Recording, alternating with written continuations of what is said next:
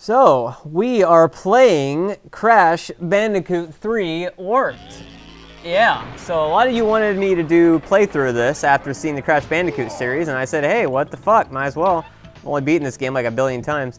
So, we're gonna go to new game here, and I'm gonna sit through the story here. Now, this is after Crash Bandicoot 2, where you blew up Cortex's space station and shit like that. And so it's crash landing here, and it eats bag.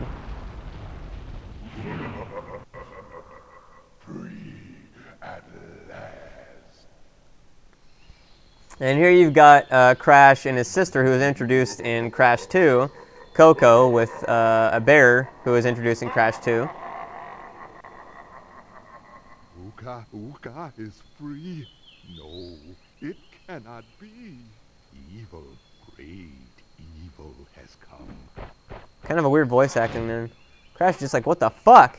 I like that she just leaves her laptop outside, like, fuck it. But I guess if you're in some, like, abandoned, like, jungle thing, it wouldn't really be a big idea. Or bad, like, thing or whatever. I mean, who the fuck's gonna steal it?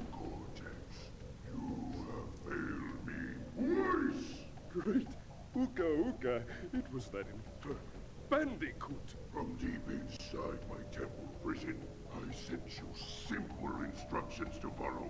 But you lost the gems, you lost the crystals, and I have lost my patience. There is now no other power source left on this planet. I know we've had a few unfortunate setbacks and failures, but since your bumbling has managed to set me free, I am feeling generous.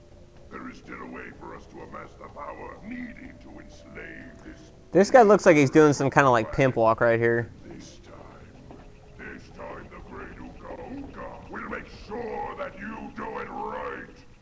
After many eons, my evil twin, Uka, has been freed from his underground prison. Long ago, I locked him there to protect the world from his malice. Now, free once again. Why would you, need a fireplace in the middle of, like, a tropical jungle type setting? I mean, wouldn't that also kind of risk, like setting everything on fire? And Cortex plan to use this time-twisting machine to gather. I realize this is just that, you know, they're not really taking that into consideration. I'm just being a dick. I have brought you here to recover the crystals before they do so. To open the time portal, simply stand on a button and then jump into the portal. Good luck.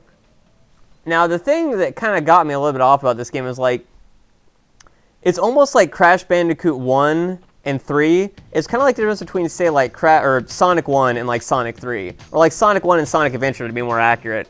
It's like in in Crash Bandicoot 1, it was like the game was so kind of like you're out on your own and stuff like that, you know, and, like, not really much is said about the character and stuff like that and everything else. But then it's like, I don't know how to explain it. It's like something was lost and something was gained in comparison to, like, Crash 1 and Crash 3, and same for, like, Sonic 1 and, like, Sonic Adventure and stuff like that. It's hard to explain. It's not like it makes it a worse game, it just makes it somewhat of a different game, is the best I can explain it. I also don't know how the hell they got in this time twister thing, if it's, like, something Cortex I want to use too. I don't really understand that, but okay. So anyways, let's go on here. Let's do it to it. And let's go to the first level. Now, each level you can get a crystal, a gem, and a relic. And the relic are for time travels. Crash, crash, crash. Why must you always muck in my mud? Oh, look, I have a mask helping me, too. We will find out which one is more powerful soon enough. This is also the last good Crash Bandicoot game made, in my opinion.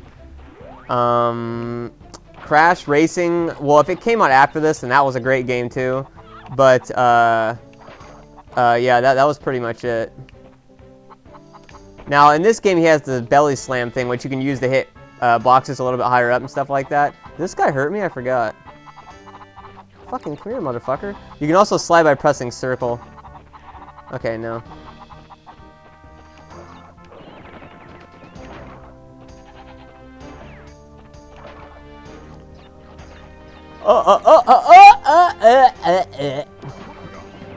you also seem to automatically get Uka Uka now just by hitting the box instead of like the mask popping out and stuff like that, but I might be wrong on that. Now these boxes are a new kind of box, I think, for this game, is whenever you hit them is what you get on them, and I apparently timed that wrong, so I didn't get shit. But you can press triangle here and see how many boxes you've got left, which is a great feature. I think I mentioned that in the Crash Bandicoot 1 playthrough. It's absolutely fucking marvelous. Now I've got 2 masks. Now these are what replaced the Tawna bonus levels and stuff like that, and these were introduced in part 2 somewhat also.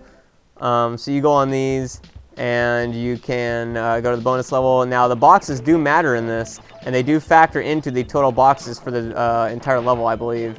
But they don't count until the end of the level, so to speak. Like, they don't count until you've beaten it. So let me see here. Yeah, they count once you've beaten the level. So unlike part 1, you actually do have to perfect the bonus levels as well.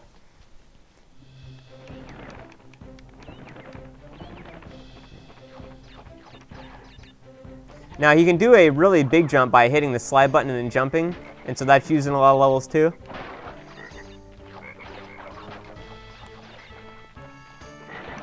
Here, motherfucker. I believe in the checkpoint, yeah, even the checkpoint boxes factor into the final boxes. Look at that, jumped right over him. Told him what day it was. I'm not really sure how that counts as hitting me, but okay. You get the crystals just by beating the level. So just by beating the level, that's basically like your significance that you've beaten it. The gems are the same as the other one, hit all the boxes, stuff like that. Now, if you actually wait too long on these, they actually turn into iron. And so you actually can't even get them then. You can actually also get the gem and then leave the level without even getting the gem if you're just like fucking out of your mind.